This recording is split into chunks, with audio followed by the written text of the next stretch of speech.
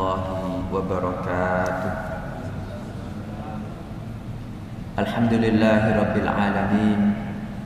Wassalatu wassalamu ala imamil mursalin Sayyidina Muhammadin wa ala alihi wa ashabihi ajma'in, amma ba'd. Subhanaka la ilma lana illa ma 'allamtana innaka antal alimul hakim. Allahumma anfa'na bima 'allamtana wa 'allimna ma yanfa'una warzuqna ilman yanfa'una. Allahumma la sahla illa ma ja'altahu sahla wa anta taj'alul hazna idza syi'ta sahla faj'al lana ya rabbana kulla syai'in sahlan muyassara. Allahumma inna na'udzu bika min ilmin la yanfa' wa min qalbin la yakhsha' wa min nafsin la tashba' wa min da'watin la yustajabu laha. Rabbi shrah li sadri wa yassir li amri wahlul 'uqdatam min lisani yafqahu qawli. Amin. Bapak-bapak, ibu-ibu dan saudara-saudara sekalian jamaah salat subuh Masjid Al-Falah yang mudah-mudahan semuanya senantiasa mendapat barokah dari Allah Ta'ala. Pada hadis yang ke-42 dari kitab Arba'in Nawawi, Imam An-Nawawi rahimahullah berkata, dari Anas bin Malik radhiyallahu anhu berkata, sami'tu Rasulullah sallallahu alaihi wasallam yaqul, aku mendengar Rasulullah sallallahu alaihi wasallam bersabda, qala Allah Ta'ala, Allah Ta'ala berfirman, ya bena Adam, wahai anak Adam, innaka ma da'awtani wa rajautani ghafartu laka ala ma kana minka wala ubali. Wahai ibnu Adam, innaka ma da'awtani wa rajautani, ketika engkau, kata Allah, berdoa kepadaku Allah dan mengharap kepadaku, Allah mengatakan ghafartu laka ala ma kana minka wala ubali, aku mengampuni semua dosa-dosamu dan aku tidak peduli. Ya bena Adam, wahai anak Adam, lau balaghat dzunubuka ananas samai, sekiranya dosa-dosamu mencapai banyaknya awan di langit, thumma astaghfartani ghafartu laka wala ubali, thumma astaghfartani, kemudian engkau beristighfar kepadaku, kata Allah, ghafartu laka, aku mengampunimu, wala ubali, dan aku tidak peduli. Kemudian Allah Subhanahu wa taala melanjutkan, ya bena Adam, wahai anak Adam, lau ataitani biqurabil ardi khataya thumma laqitani la tusyriku bi syai'an la ataituka biqurabiha maghfirah. Ya bena Adam, wahai anak Adam, lau ataitani biqurabil ardi khataya, jika kamu datang kepadaku dengan dosa-dosa sebanyak permukaan bumi, thumma laqitani, kemudian kamu berjumpa denganku, la tusyriku bi syai'an, tanpa berbuat syirik kepadaku dengan sesuatu pun, la ataituka biqurabiha maghfiratan, pasti aku datang kepadamu dengan ampunan yang sebanyak permukaan bumi.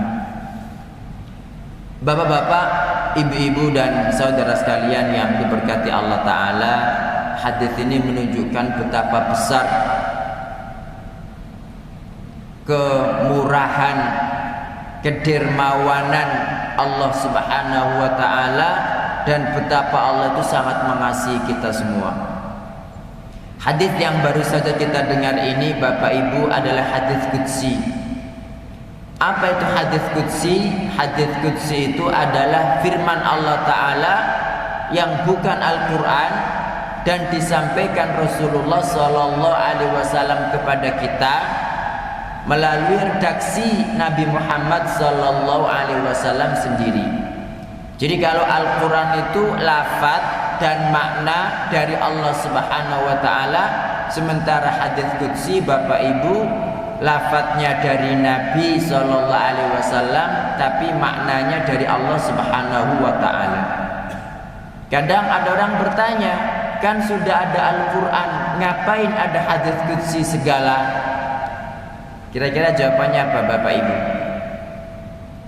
Kalau ada orang bertanya, kan sudah ada Al-Quran, sudah ada hadis Nabi, kenapa kok pakai ada hadis qudsi segala? Nah, jawabannya begini. Pertama, kita ini Bapak Ibu diciptakan untuk ibadah ya. Jadi Allah Subhanahu wa taala berfirman, "Wa ma khalaqtul jinna wal insa illa liya'budun." Tidaklah kuciptakan jin dan manusia kecuali agar beribadah kepadaku. Nah, kita sudah tahu kita diciptakan untuk ibadah. Makanya karena kita diciptakan untuk beribadah Bapak Ibu, kalau bertanya jangan macam-macam. Kalau bertanya cuma dua aja. Pertama, apa saja ibadah yang diperintahkan Allah kepada kita untuk dikerjakan ya, karena kita diciptakan untuk beribadah. Yang kedua, yang mesti kita tanyakan kepada diri kita masing-masing, sudah benar tidak ibadah yang saya lakukan ini? Jangan-jangan saya melakukan ibadah tapi tidak dikehendaki Allah Ta'ala, kan begitu Bapak Ibu. Itu yang pertama ya, karena kita diciptakan untuk beribadah. Yang kedua, kalau memang Allah Ta'ala menghendaki demikian, mau ngapain kita ya? Jadi kalau Allah Subhanahu wa Ta'ala sudah menghendaki adanya hadis qudsi, kenapa kita menolak? Dan kita itu Bapak Ibu dalam surat Al-Anbiya surat 23 ayat 21 ya, kita itu dilarang bertanya tentang perbuatan-perbuatan Allah Ta'ala. Allah berfirman, la yus'alu amma yaf'alu wa hum yus'alun. La yus'alu amma yaf'alu, Allah tidak ditanya tentang apa yang dia perbuat, wa hum yus'alun, sementara mereka, kita yang pasti akan dimintai pertanggungjawaban. Jadi kalau Allah sudah menghendaki demikian, gak usah banyak tanya gitu loh. Karena kita diciptakan untuk beribadah Bapak Ibu, maka ya kita fokus kepada dua pertanyaan yang tadi saya sebutkan. Karena zaman sekarang ini, mohon maaf, banyak orang itu pintar tapi keblinger, sehingga perkara-perkara yang tidak patut ditanyakan, Pak. Tentang sifat-sifat Allah Ta'ala, wajah Allah seperti apa, tangan Allah seperti apa, kenapa Allah menciptakan ini, kenapa Allah mensyariatkan itu. Padahal ini pertanyaan-pertanyaan yang dalam Islam itu kita nggak boleh bertanya. Kita diperintahkan bertanya itu tentang langit, bumi dan isinya, bukan tentang Sang Khalik, Sang Maha Pencipta, dan bukan tentang apa aja dan mengapa Allah melakukan itu, begitu. Ya, Nabi Sallallahu Alaihi Wasallam bersabda, tafakkaru fi khalqillah, renungkanlah makhluk Allah, wala tafakkaru fillah, dan jangan merenungkan tentang Allah. Fa innakum lan taqduru qadrahu, karena kalian tidak akan bisa memperkirakan Allah itu seperti apa. Ya, jadi ini tentang pembahasan hadis qudsi Bapak Ibu. Dalam hadis qudsi ini Allah Ta'ala berfirman, ini sebagai jawaban kepada orang-orang yang sudah banyak melakukan dosa Bapak Ibu. Dan kadang-kadang memang kita itu jangan terlalu berlebihanlah ketika menyikapi orang yang berdosa, Pak. Ya bukan berarti orang yang banyak dosa kemudian pasti masuk neraka, ya tidak juga.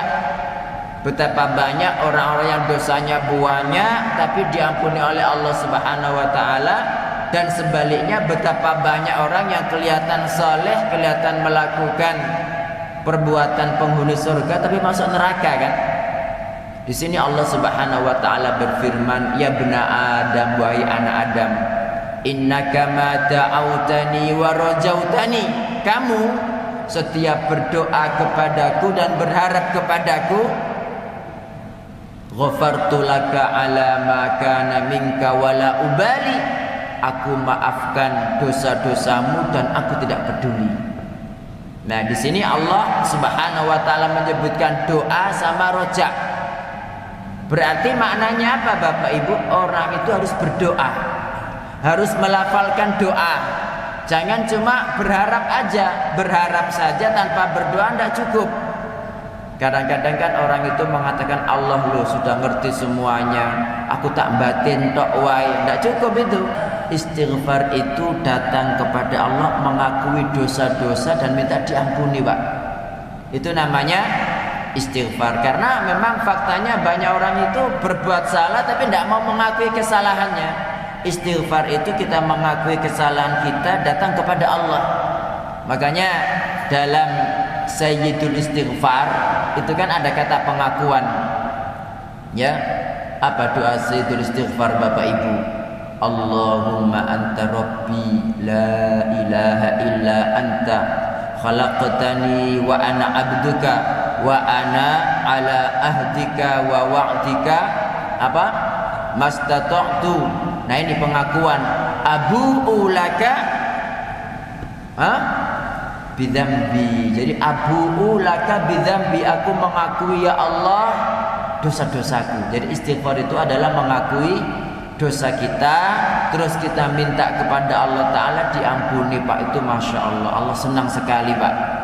Jadi kalau ada orang yang namanya berbuat dosa terus beristighfar, bertaubat, Allah itu sangat senang Bapak Ibu. Disebutkan dalam hadis lain, karena kita kan tidak tahu seperti apa senangnya Allah Ta'ala kan. Nabi SAW menjelaskan, bayangkan, lallahu, sungguh Allah itu afrahu, sangat gembira, bitaubati abdi, dengan taubat hambanya, dibandingkan siapa Pak? Dibandingkan orang yang ada di padang pasir. Ya, ada orang di padang pasir, sudah hilang darinya kendaraannya. Di atas kendaraan itu segala perbekalannya, makan, minum, pakaian, segala hajatnya itu ada di atas kendaraan itu, kendaraannya hilang. Terus dia di padang pasir, gak ada siapa-siapa, dicari-cari tidak ketemu, sudah tinggal nunggu mati gitu kan. Akhirnya dia berteduh ke sebuah pohon, dalam kondisi antara hidup dan mati, antara sadar dan tidak sadar. Tiba-tiba kendaraannya datang, Pak. Bayangkan kalau panjenengan seperti itu. Nah, kata Nabi SAW, orang ini tadi langsung memegang ya tali kendaraannya. Saking gembiranya dia mengatakan, Allahumma anta abdi wa ana rabbuk. Ya Allah, aku hambamu. Ya Allah, aku Tuhanmu, engkau hambaku. Akhta'a min syiddatil farah, salah ucap karena saking gembiranya. Nah, kata Nabi SAW, Allah itu Bapak Ibu ketika menghadapi orang yang bertaubat seperti itu, gembiranya bahkan lebih besar daripada orang yang seperti tadi kondisinya, gitu loh. Ya, makanya kalau kita sudah merasa berbuat dosa, segera beristighfar kepada Allah Ta'ala. Cuma pertanyaannya, apakah dengan sekedar beristighfar Allah mengampuni? Ya, bukan hanya sekedar beristighfar kemudian diampuni, Pak. Harus ada syarat-syaratnya. Jadi kata Imam Nawawi rahimahullah, ya, taubat juga istighfar itu Bapak Ibu itu ada 3 syarat. Syarat pertama adalah an-nadam. An-nadam itu menyesal. Kemudian yang kedua al-iqla', jadi menyesali dosa. Yang kedua al-iqla', meninggalkan dosa, ya, meninggalkan dosa. Yang ketiga al-azmu ala adamit tikrar, bertekad, berazam untuk tidak ngulang. Nah, kalau jadi untuk beristighfar itu harus ada 3 syarat ini, Pak. Kalau salah satu dari syarat ini hilang, orang beristighfar berarti istighfarnya nggak benar. Istighfarnya cuma main-main, ya, nggak akan diterima oleh Allah Subhanahu wa taala. Ini pada dosa yang terjadi antara kita dengan Allah Subhanahu wa taala. Kalau dosanya berkaitan dengan Bani Adam, apakah masalah hutang, masalah harta, atau masalah darah, atau masalah kehormatan, maka di samping 3 yang pertama ditambahkan syarat yang keempat, yaitu minta kehalalan, Pak. Yaitu minta kehalalan. Jadi istighfar, taubat itu diterima oleh Allah Subhanahu wa taala ketika terpenuhi syarat-syaratnya. Kemudian pada poin yang terakhir, Allah Subhanahu wa taala tadi mengatakan bahwa semua dosa itu diampuni, Pak. Tapi ingat, ada dosa yang enggak akan diampuni. Makanya kita itu harus menghindarinya. Ya bena Adam, wahai anak Adam, lau ataitani biqurabil ardi khataya, jika kamu datang kepadaku dengan dosa-dosa sepenuh permukaan bumi, tsumma ataitani, kemudian kamu datang kepadaku, kata Allah, ini syaratnya, la tusyriku bi syai'an, tanpa berbuat syirik kepadaku dengan sedikit pun, la ataituka biqurabiha maghfiratan, pasti aku datang kepadamu dengan ampunan sepenuh permukaan bumi juga. Nah, di sini syaratnya Bapak Ibu tanpa berbuat syirik, baik syirik besar maupun syirik kecil. Nah, ini yang kita perlu belajar, Pak. Apa aja syirik besar, apa aja syirik kecil, ya, agar kita menghindari. Jangan-jangan kita tidak tahu bahwa itu syirik, kita mengerjakan aja sehingga semua amal soleh habis gara-gara syirik. Bapak Ibu sekalian yang dirahmati Allah Ta'ala, jangan seorang pun dari kita bergaya, ya, kemudian mengatakan, aku loh jamaah Masjid Al-Falah, setiap subuh jamaah di Al-Falah dan ikut kajian rutin, gak mungkin musyrik. Jangan begitu. Siapa? Ya, siapa kita? Siapa panjenengan? Wong Nabi Ibrahim saja, Bapak Ibu, beliau itu pahlawan tauhid. Nabi Ibrahim ini kita semua tahu, beliau tidak dilemparkan ke dalam api yang menyala-nyala itu kecuali karena membela tauhid, Pak, yaitu Nabi Ibrahim. Tetapi nggak pernah beliau mengatakan, aku lo nggak mungkin musyrik, anak cucuku lo nggak mungkin musyrik. Tidak. Justru doa beliau itu apa?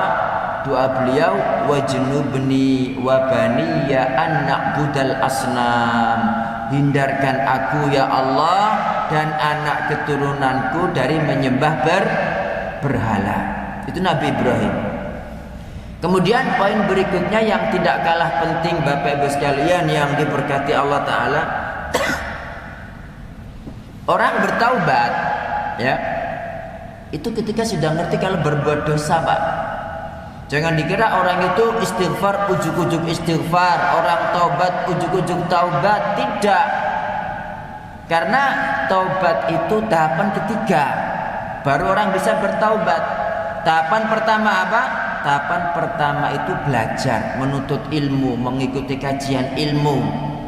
Akhirnya dia ngerti mana halal, mana haram, ya kan? Mana syirik, mana tauhid, mana sunnah, mana bid'ah, mana hak, mana batil. Nah, itu dia belajar. Baru ketika belajar itu dia belajar merenungkan, faham. Ketika faham, baru tahapan ketiga dia bertobat. Ya Allah, rupanya selama ini saya melakukan dosa. Ya Allah, rupanya selama ini adalah syirik. Oh, rupanya selama ini adalah bid'ah, ini enggak diperintahkan, ini adalah batil, ini dosa, ini haram. Baru bertaubat. Jadi jangan dikira orang itu ujuk-ujuk taubat, Pak. Boten. Insyaallah seperti itu. Dan hadis ini Bapak Ibu isinya sama seperti firman Allah Ta'ala dalam surat Az-Zumar. Jadi ketika Nabi Shallallahu Alaihi Wasallam di waktu musim haji, Pak, ya, karena di Mekah dakwah beliau kan apa? Dakwah beliau itu nggak ada yang menerima, ya. Akhirnya beliau memanfaatkan musim haji. yang kemudian nanti banyak penduduk Madinah masuk Islam itu, ada orang-orang datang, wahai Muhammad, ajaran yang kamu sampaikan itu sangat indah begitu. Tetapi apa solusinya bagi kita yang sudah banyak membunuh orang, sudah banyak makan haram, sudah banyak berzina, pokoknya semua dosa sudah dilakukan. Turun firman Allah, Qul ya ibadiyalladzina asrafu ala anfusihim la taqnatu min rahmatillah innallaha yaghfirudz dzunuba jami'a. Katakan, wahai hamba-hambaku yang telah melampaui batas atas dirinya, la taqnatu min rahmatillah, jangan putus asa dari rahmat Allah. Innallaha yaghfirudz dzunuba jami'a, Allah itu mengampuni dosa-dosa semuanya. Ada pelacur diampuni, Pak. Ada orang membunuh 100 orang diampuni sama Allah Subhanahu wa taala. Mudah-mudahan Allah taala mengampuni kita semua Bapak Ibu, dan menjadikan saya dan panjenengan semua orang-orang yang senantiasa bertaubat, orang-orang yang senantiasa beristighfar, dan nanti masuk surga bersama-sama dalam surga Firdaus yang paling tinggi tanpa azab maupun hisab. Amin. Ada pertanyaan amalan Jumat Wekasan di bulan Rajab yang terakhir, itu berdoa di antara 2 khutbah. Iya, itu benar apa tidak? Iya, jadi amalan, Bapak Ibu mohon maaf nih, amalan yang kita anggap sebagai ibadah itu harus ada dalilnya. Dalil dari Al-Quran atau dalil dari hadis Nabi Sallallahu Alaihi Wasallam, atau Nabi pernah melakukan, Nabi memerintahkan, para sahabat mengerjakan, dan dalilnya sahih begitu. Kalau misalkan tidak sahih terus kita amalkan, ya itu berarti amalannya itu amalan yang tidak diterima. Kenapa para ulama itu membuat yang namanya ilmu mustalah hadis atau ulumul hadis? Kenapa? Karena fungsi daripada ilmu mustalah ini adalah untuk membedakan agar kita ngerti mana hadis sahih, mana hadis dhaif, begitu. Loh, memang kenapa harus dibedakan? Masalahnya begini, Pak. Kalau hadis sahih kita amalkan, amal kita diterima. Kalau hadis dhaif kita amalkan, amal kita tidak diterima. Nah, ini banyak orang yang tidak ngerti, harus difahamkan.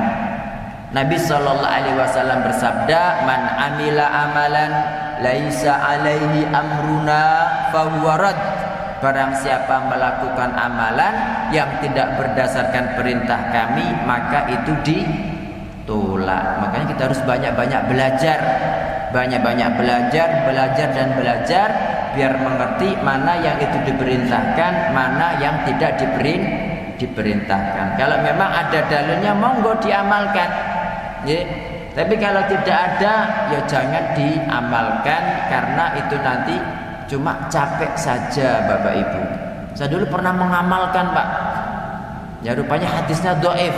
Hadis yang mengatakan barang siapa membaca Al-Waqi'ah tiap malam tidak akan miskin selamanya.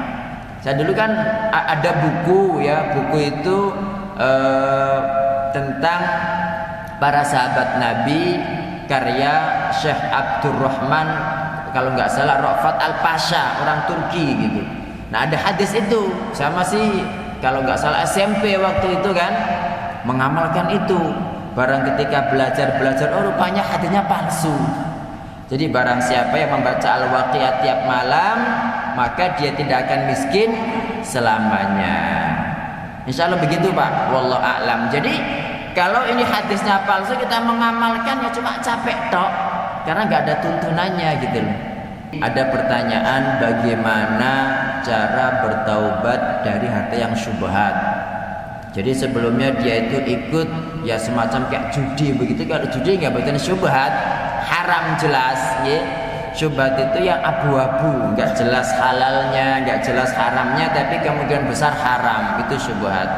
Jadi nggak ngerti dulu, intinya kerja yang itu adalah judi, menang terus, ya. Baru kemudian dikasih tahu. Nah, dikasih tahu baru tahu kalau itu judi, ya sama seperti riba. orang dulu ngambil riba, belum tahu, baru ketika tahu ya apa. Nah, bagaimana cara tobatnya? Cara tobatnya ya langsung berhenti. Terus bagaimana dengan harta-harta yang dulu didapat dari riba, didapat dari judi? Itu kata para ulama tidak ada kewajiban mengembalikan. Maksudnya begini, misalkan saya dapat 1M, naudzubillah ya, ada orang, bukan saya, ada orang dapat 1M dari hasil riba dulu atau dari hasil judi dulu gitu. Nah, kalau ini memang riba Bapak Ibu, judi, terus dia tobat ngerti kalau itu judi, itu dia tidak wajib untuk kemudian berlepas diri dari semua harta ini gitu loh. Kecuali harta yang ada sangkut paut dengan manusia, kembalikan. Misalkan nyolong ya balik no. Tapi kalau riba ini kan sudah banyak kan. Kalau seperti itu di sini ini dalam Al-Quran surah Al-Baqarah itu tidak ada kewajiban untuk mengembalikan. Yang dulu biarlah berlalu, cuma untuk yang berikut-berikutnya jangan diulangi lagi seperti itu. Ya. Makanya ada pertanyaan bagaimana dengan harta zakat yang dizakatkan dari barang riba? Kan karena belum tahu waktu itu ya, karena belum tahu ya, mudah-mudahan Allah Subhanahu wa taala memaafkan ya. Bukan berarti kemudian kita berharap pahala waktu barang haram, tapi mudah-mudahan Allah Subhanahu wa taala memaafkan. Untuk yang sekarang segera berhenti, yang lalu biarlah berlalu, mudah-mudahan Allah Subhanahu wa taala memaafkan. Jadi nggak perlu misalkan sudah dapat rumah 5 misalkan semua dari barang haram, langsung bagaimana caranya agar ini rumah dilepas semua, ya tidak begitu juga. Kalau dilepas, diwakafkan, dijual buat bangun masjid ya bagus memang gitu loh. Cuma banyak orang itu gara-gara kadang seperti itu sehingga salah cara gitu Bapak Ibu ya, tobat terus kumat. Semoga Allah Subhanahu wa taala mengampuni kita semua Bapak Ibu dan menutupi kita semua. Jadi tadi diantara syarat-syarat taubat itu adalah bertekad untuk tidak mengulang. Nah, kalau dia sudah bertekad untuk tidak mengulang, itu sudah ada dalam hatinya dan Allah tahu itu gitu. Kemudian tiba-tiba dia kok ngulang. Nah, makanya di sini kita tobat lagi aja baru gitu. Tapi kalau memang tekad ini tidak ada, mungkin KP nyolong, loh kok tiba anak polisi gitu misalnya kan, terus engkau nunggu polisi ini tidak anak. Nah itu bukan tobat itu, karena masih ada tekad untuk mengulang. Itu meskipun tobat istighfar ping 1000 ya percuma juga gitu. Tapi kalau sudah ada tekad, ya tekad gak akan mengulang. Tapi karena mungkin faktor lingkungan, makanya lingkungan kan mendominasi Pak. Orang yang membunuh 100 orang itu kan cara tobatnya pasti suruh pindah kan, dari kampung yang buruk menuju kampung yang baik, karena mendominasi. Teman-teman yang buruk juga mendominasi. Makanya kalau pengen tobat nang pindah, jenengan tobat tapi masih di situ ya cepat atau lambat pasti ngulang lagi, karena faktor lingkungan. Kadang dipaksa, kadang nggak sengaja, kadang apa gitu. Intinya kalau kita sudah bertekad, berazam untuk tidak ngulang, tapi tiba-tiba ngulang, ya istighfar lagi terus seperti itu ya. Karena Allah Subhanahu wa taala berjanji mengampuni selama tadi ada 3 syarat atau 4 syarat yang sudah kita penuhi. Insya Allah begitu Pak. Itu tobat itu Bapak Ibu senantiasa terbuka, kecuali 2 kondisi. Jadi sampai 2 kondisi. Pertama, selama nyawa belum sampai tenggorokan. Jadi selama nyawa belum sampai di sini, kapanpun orang berdosa bertaubat diterima oleh Allah Subhanahu wa taala. Ya, diterima terus. Yang kedua, selama matahari belum terbit dari mana? Dari selatan, dari utara, dari barat. Jadi selama nyawa belum sampai tenggorokan, selama matahari belum terbit dari barat, itu yang namanya pintu taubat senantiasa dibuka lebar oleh Allah Subhanahu wa taala. Jangan ada hamba yang pesimis. Allah itu mengampuni semua dosa, ya. Innallaha yaghfirudz dzunuba jami'a. Allah itu mengampuni dosa-dosa semuanya. Tadi lo kata Nabi, kata Allah Subhanahu wa taala, meskipun dosanya sebanyak awan di langit, meskipun dosanya sebanyak permukaan bumi, Pak. Nggih. Kalau orang tidak musyrik datang kepada Allah Ta'ala dengan beristighfar, diampuni semua dosanya. Ya, insya Allah begitu. Mudah-mudahan Allah Ta'ala menjadikan saya dan panjenengan semua, Bapak Ibu, orang-orang yang senantiasa diampuni oleh Allah Subhanahu wa Ta'ala, senantiasa dirahmati, senantiasa ditunjukkan kepada pintu hidayah, senantiasa diberi keistiqomahan, dan setiap kita melakukan dosa segera diingatkan oleh Allah Subhanahu wa Ta'ala dengan cara yang baik sehingga kita segera kembali. Ini saja, semoga bermanfaat. Wallahu ta'ala a'lam. Subhanakallahumma wa bihamdika asyhadu an la ilaha illa anta astaghfiruka wa atubu ilaik. Wassalamu alaikum warahmatullahi wabarakatuh.